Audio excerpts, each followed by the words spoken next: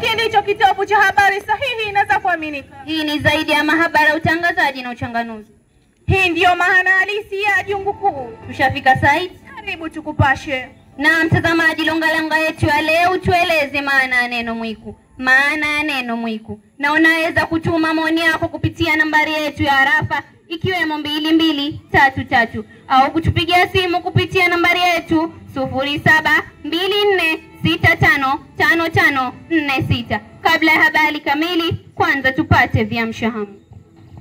Chimbuko la maendeleo shuleni, ulipaji wa karo, matokeo ya mtihani wakati ya muhula wa kwanza, michezoni.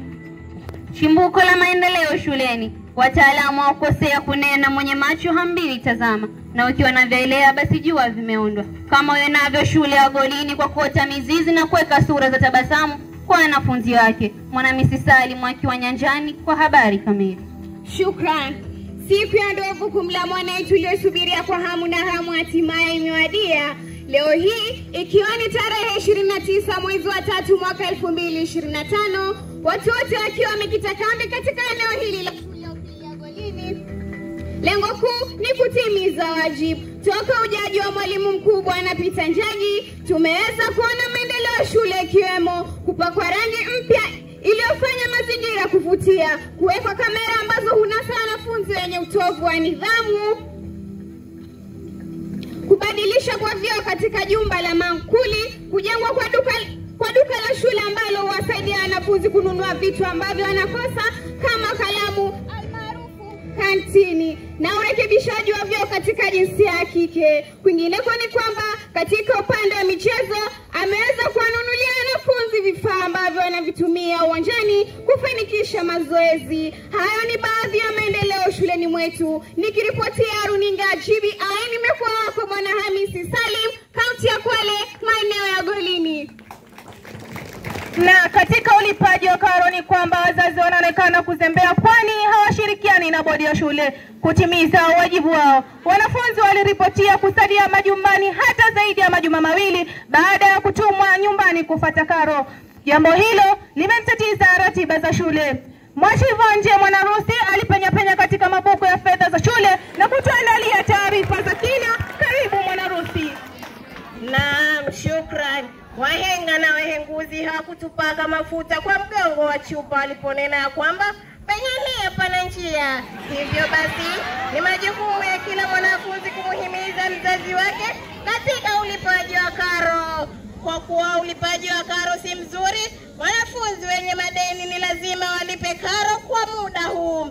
Mwalimu mkuu Bwana Peter Njagi aliweza kutoa rekodi ya kila mwanafunzi kujua deni lake. Hii ni kukusudia ya kwamba madeni yote yalipewa ipasavyo. Kila mwanafunzi wa shule upili ya Golini ana malengo, nia na ndoto za baadaye. Hii inaonekana ni njia mwafaka na sawia.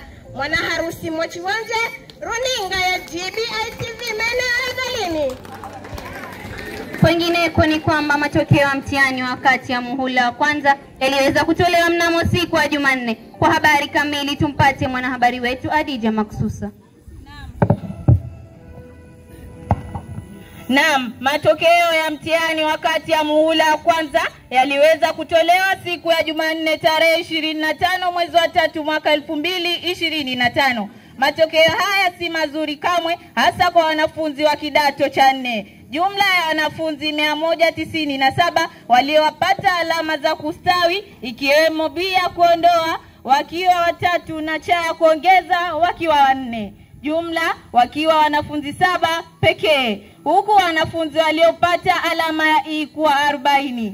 Hii imedhihirisha wazi kwamba wanafunzi hawa hawapo tayari katika maisha yao ya baadaye. Kwingineko ni kwamba wanafunzi wa mwaka 2024 walifuzu mtihani wao na kuifanya shule kuwa the mighty, kwani hakukuwa na alama ya E. Kama isemavyo moto ya Golini, hard work pays. Nako wanafunzi 8 waliweza kupata alama za kustawi, na kama wasemavyo mcheza kwao utuzwa, walimu wameamua kuwatuza wanafunzi hao siku hii ya leo. Swali ni je, wanafunzi wa kidato cha 4 mwakani watakaweza kufanya kama wengine? nikiripotia runinga GBI, nimekuwa mwanaripota wako mzoefu Hadija Masusa.